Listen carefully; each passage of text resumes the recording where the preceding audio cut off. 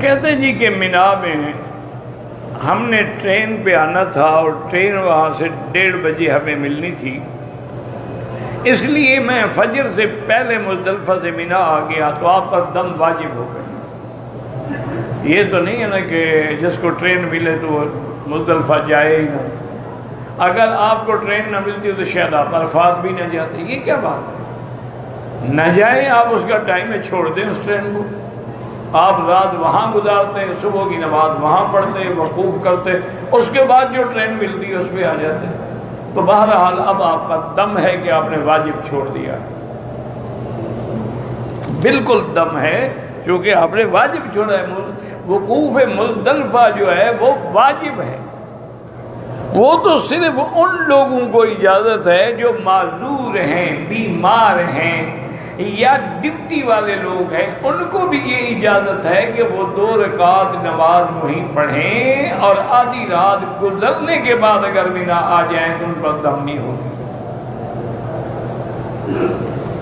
یہ اچھا بہانہ ہے کہ جی ٹرین میں چلنا تھا، پھر چھوڑ دو، ٹرین تو ساری رات چلتی رہی، سارا دن چلتی رہی، تمہارا ٹائم اس میں تھا، نہ جاتے دوسرے ٹائم پہ آ جاتے۔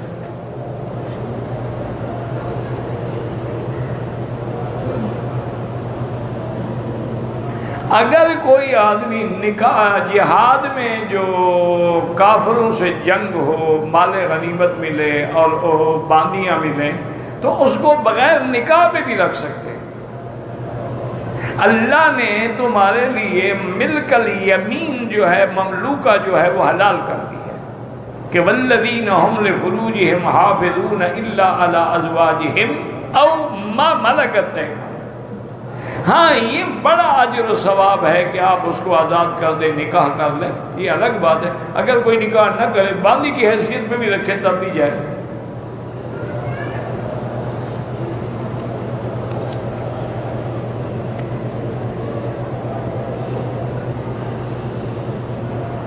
اگر گھر میں چیونٹیاں زیادہ ہو جائیں تو ہم ان کو دوائی ڈال کے مار سکتے، مارنا نہیں چاہیے۔ علماء نے لکھا ہے کہ وہ دوائی جو ہے نا اس کے قریب قریب دور دور راستہ دیں، ان کو ادھر ادھر ڈال دیں تاکہ اس کی بدبو سے وہ نکل جائیں، مارنے کی کوشش نہ کریں۔ وہ بھی اللہ کی ایک مخلوق ہے اور اللہ کی مخلوق پر ہمیں رحم آنا چاہیے۔ ایک دفعہ حضرت سلیمان علیہ السلام کے زمانے میں قحط پڑ گئی اور آپ دعا کے لیے حکم دیا کہ لوگ جمع ہو جائیں، استسقاء پڑھ کے دعا کریں گے۔ لوگ نکلے، ابھی آپ راستے میں تھے، فرمایا بھائی بس واپس چلو، انشاءاللہ بارش آ جائے گی۔ تو کسی نے پوچھا حضرت آپ نے اتنے لوگ اکٹھے ہوئے استسقاء، فرمایا کہ میں نے دیکھا ہے کہ ایک چیونٹی بیچاری پڑی ہے اور اپنے پاؤں اوپر اٹھائے ہوئے ہیں اور اللہ سے فریاد کر رہی ہے کہ اللہم لا تہلکنا بذنوب عبادک، کہ یا اللہ اپنے بندوں کی گناہ کی وجہ سے ہمیں تو برباد نہ کرو، ہم نے تو گناہ نہیں کیا۔ بارشیں بند ہو گئی اور ہماری غاروں کے اندر آگ جل رہی ہے، پانی ہے نہیں، زمین تپ گئی ہے، تو اللہ نے اس کی دعا کو قبول کر لیا۔ تو اس لیے کوشش یہ کریں کہ ان کو بھگانے کے لیے اور کوئی راستہ استعمال کریں۔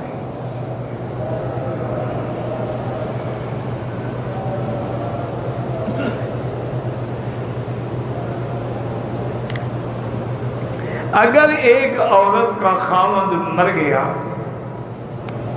تو مرنے کے بعد نکاح ٹوٹ جاتا ہے، نہیں ٹوٹتا ہے، وہ اسی کے نکاح میں ہے، عدت گزارے گی 4 مہینے 10 دن، اور اگر اس نے دوسری شادی نہ کی تو قیامت میں بھی اسی شوہر کو ملے گی جس کے نکاح میں اس کو موت آئے گی۔ ہاں اگر اس نے دوسری شادی کر لی پھر اب جس کے نکاح میں موت آئے گی قیامت میں اس کو ملے گی۔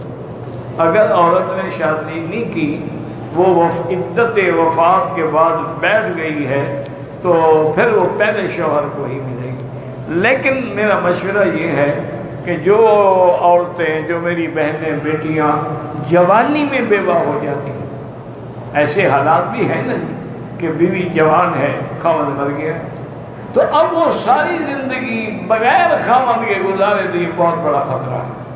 اس لیے اس کو چاہیے کہ وہ دیہاتی اور قومی اور برادری کے رواج پہ نہ رہے، بلکہ اس کو چاہیے کہ وہ دوسری شادی کر لے۔ اب دیکھیں نا کتنی میرے پاک نبی نے، رحمت دو عالم نے ماں سوا سید عائشہ کے ساری بیویاں آپ کی جو ہے وہ ساری کی ساری جو ہیں یا وہ ہیں جن کو طلاق ہو گئی یا وہ ہیں جن کے خاوند فوت ہو گئے، شہید ہو گئے، بیوہ ہے. تو اس لیے یہ ایک ہمارے ہاں بڑا غلط رواج ہے اور ہندوؤں کی رسم ہے. بلکہ ہندو میں ایک قبیلہ تو ایسا ہے وہ کہتے ہیں کہ اگر خاوند مر گیا ہے تو بیوی کو بھی زبردستی باندھ کے اس کے ساتھ چتا میں ڈال دو، ستی ہو جائے، وہ بھی جل کے مر جائے، اس کے بعد اس کو جینے کا بھی کوئی حق نہیں. تو یہ کفر کی رسم ہے اور انتہائی غلط رسم ہے. کوئی بندہ عورت ہو یا مرد ہو وہ گناہوں سے نہیں بچ سکتا ہے جب تک ان رستوں پہ عمل نہ کرے جو اللہ نے دی ہے. اب دیکھو تو شادی کر لی الحمدللہ، عورت نے بھی شادی کر لی، وہ گناہ سے محفوظ ہو گئی.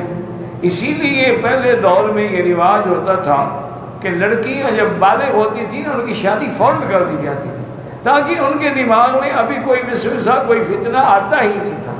اور آج کل تو اور ضروری ہے کہ ہر لڑکی کے پاس موبائل ہے اور 7 سال کی عمر میں ماشاءاللہ بالغ ہو جاتی ہے. اس لیے ان باتوں کا بڑا ہی خیال رکھیں. آج کل گھرانوں میں عزت کا محفوظ رہنا بہت بڑا امتحان ہے. ایک گھروں کے اندر ٹیلی ویژن ہے، ڈش ہے، کیبل ہے، ٹیلی فون ہے، انٹرنیٹ ہے، پھر مخلوط تعلیم ہے، لڑکے لڑکیاں کٹھے پڑھتے ہیں، کٹھے آتے ہیں، کٹھے جاتے ہیں، پھر کٹھے جناب وہ باہر کے ٹور پہ جاتے ہیں. تو یہ سارے فتنے ہیں، ان سے بچنے کی کوشش کریں. اللہ تبارک و تعالی ہر مسلمان کی عزت کو محفوظ رکھے.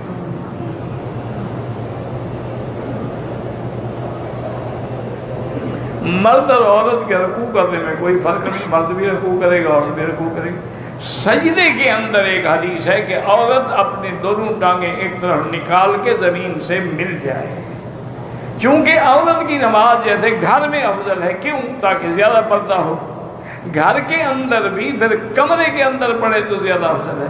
اسی طرح اس حدیث میں ہے کہ جب وہ یہ ضمہما اپنے بدن کو زمین سے ملاتے ہیں.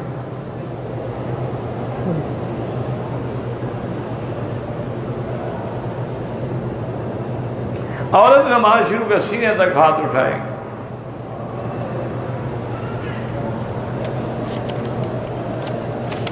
بھائی اب اتنی بڑا آدمی کثرت پڑھے، 7 سال ہو گئے، ایک شادی گزرا، میری گھر والی کے پیٹ میں بچہ تھا، لڑائی جھگڑے سے ماں باپ کے گھر میں اس کو میں لینے گیا. اس وقت میری بیوی سے لڑائی ہو گئی، اس میں نے اپنی بیوی کو 2 مرتبہ طلاق دی. اچھا یہ تو ہو گئی.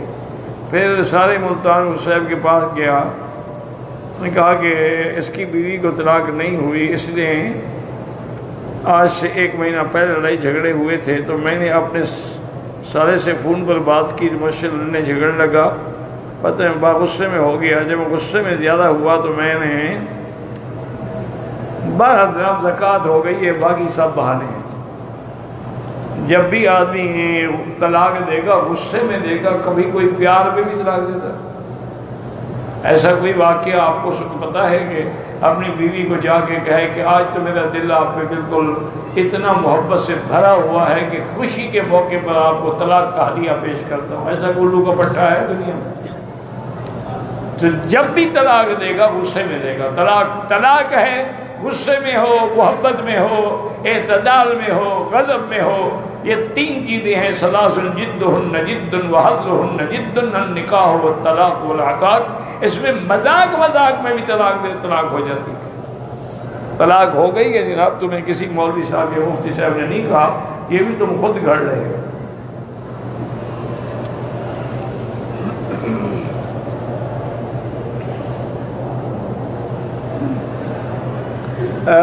اگر کہتے ہیں کہ مسجد میں داخل ہوتے وقت اگر زوال کا وقت ہو، یعنی اگر سورج سر پہ ہے تو نہ پڑھے تحیۃ المسجد، حنفی مسلک میں. باقی امہ کے نزدیک جائز ہے.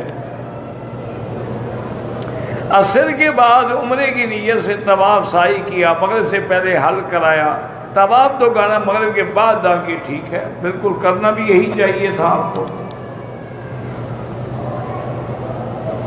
میں نے حج کیا، ایک آدمی کے ذمے قربانی لگائی، پہلے رقم بھی ادا کر دی تھی، لیکن کچھ دن بعد کسی نے میرے ذہن میں شک ڈالا کہ اس کے آدمی نے آپ کی قربانی نہیں کی، تو اب مجھے کیا پتا، تسلی کرو، اگر اس نے کی ہے تو الحمدللہ، نہیں کی ہے تب آپ کے ذمہ دو پڑ گئی، ایک وہ وقت حج کی بکری، ایک جرمانے کی بکری، اور دونوں اسی سے وصول کرو تاکہ آئندہ کسی مسلمان کو دھوکہ نہ دے۔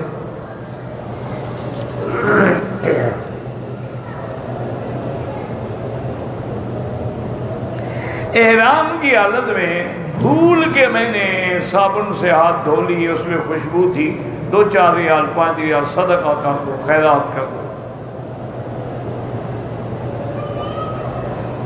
بندہ مدینے جائے، واپسی میں مکے آئے، آنے کے نہ کرے، رہائش کی نیت کی ہے، پتہ اس کی رہائش کہاں ہے، مجھے کیا پتہ، اگر اس کی رہائش حد حرم سے باہر ہے احرام نہیں باندھا تو کوئی حرج نہیں، اگر رہائش حرم کے اندر ہے پھر احرام ضروری ہے۔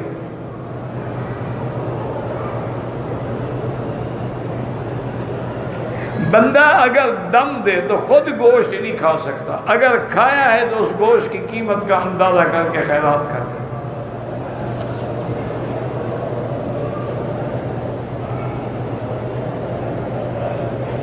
اگر عمرے کے بعد آدمی کے بال بڑے ہیں تو چوتھا حصہ سارے سر کے بالوں کا کٹ جائے، پھر تو جائز ہے، یہ نہیں کہ ادھر تک لگا لیا ادھر تک لگا لیا، اس سے دم پڑ جائے گا، اس طرح پھروائے تو افضل ہے، ورنہ اتنے بڑے بال ہیں تو اتنا حصہ سارے سر کے بالوں کا کٹ جائے۔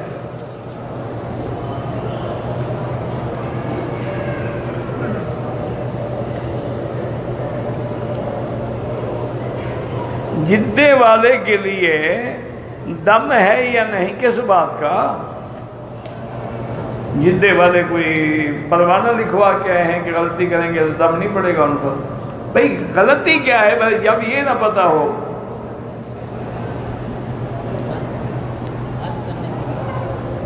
حج کرنے کا کیا دم ہے؟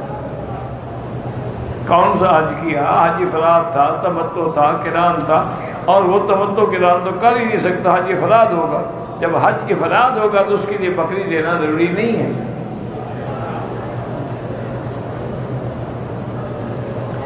میں نے میقات سے احرام نہیں باندھا تھا، حج کا احرام ادھر سے باندھا تھا، بعد میں عمرے کا احرام مسجد عائشہ سے باندھا تھا، عمرے کا احرام مسجد عائشہ سے باندھا ہے، دم تو پڑ گئی آپ کو کہ میقات سے آپ نے احرام نہیں باندھا۔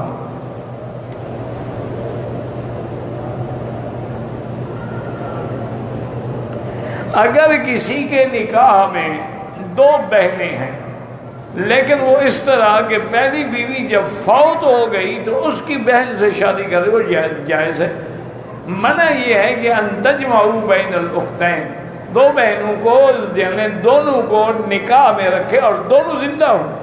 اگر ایک بہن مر گئی ہے اب اس کی دوسری بہن سے شادی کر دی تو کوئی منع نہیں، اس میں تو شریعت کیوں، اب اس کے گھر میں ایک ہے 2 تو نہیں ہے، ایک تو فوت ہو گئی ہے، تو اس لیے بہرحال یعنی 2 بہنیں نکاح میں زندہ جمع نہیں ہو سکتی، لیکن اگر ایک فوت ہو جائے اس کے بعد اس نے اس کی بہن سے شادی کی ہے تو وہ منع نہیں ہے۔ واللہ اعلم۔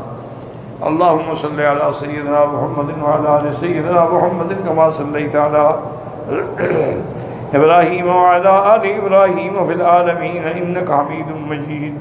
اللہم انت ربی لا الہ الا انت الاحد الصمد الفرد الذی لم یلد ولم یولد ولم یکن له کفوا احد۔ اللہم انت ربی لا الہ الا انت الحنان المنان بدیع السماوات والارض یا ذا الجلال والاکرام یا ذا الجلال والاکرام یا ذا الجلال والاکرام۔ اللہم فرج ہم المہمومین، نفس کرب المکروبین، واقض الدین عن المدینین، واشفنا واشف مرضانا ومرضى المسلمین، واشفنا واشف مرضانا ومرضى المسلمین۔ اللہم اصلحنا واصلح بنا واصلح اولادنا واولاد المسلمین۔ اللہم اصلح شبابنا وشباب المسلمین۔ اللہم اصلح بناتنا وبنات المسلمین۔ اللہم اصلح ذریاتنا وذریات المسلمین۔ اللہم اصلح لنا شأننا كلها فلا تکلنا الى انفسنا طرفة عین قط ولا اقل من ذلك اللهم انصر الإسلام والمسلمين، اللهم احفظ سائر بلاد المسلمين، هذا البلد الأمين فاجعلها آمنا مطمئنا سخاء رخاء إلى يوم الدين۔ یا اللہ بیماروں کو شفا عطا فرما، یا اللہ بیماروں کو شفا عطا فرما، یا اللہ ہماری ظاہری باطنی روحانی جسمانی نفسانی بیماریاں دور فرما، یا اللہ بے حیاؤں کو حیا عطا فرما، بے دینوں کو دین عطا فرما، بے اولادوں کو اولاد صالح عطا فرما، بے روزگاروں کو روزگار عطا فرما، یا اللہ جن کی اولادیں ہیں ان کو فرما برداری نصیب فرما، یا اللہ جن کے گھروں میں بچیاں ہیں ان کو اچھے رشتے نصیب فرما، یا اللہ مسلمان کشمیر میں ہیں، فلسطین میں ہیں، شام میں ہیں، برما میں ہیں، روہنگیا میں ہیں، مسلمان جہاں ہیں اللہ ان کی جان مال آبرو عزت کی حفاظت فرما، یا ارحم الراحمین، یا ارحم الراحمین۔ پورے عالم میں جتنے دین کے مدارس ہیں، مساجد ہیں، معاہد ہیں، معابد ہیں، دین کے کام کرنے والے افراد ہیں، جماعتیں ہیں، ان سب کی قدم قدم پہ حفاظت فرما۔ ربنا ظلمنا انفسنا ان لم تغفر لنا وترحمنا لنكونن من الخاسرین۔ ربنا آتنا فی الدنیا حسنہ وفی الآخرۃ حسنۃ وقنا عذاب النار۔ صلی اللہ تعالی علی خیر خلقہ سیدنا محمد وعلی آلہ وصحبہ اجمعین۔ اللہم صل علی سیدنا محمد وبارک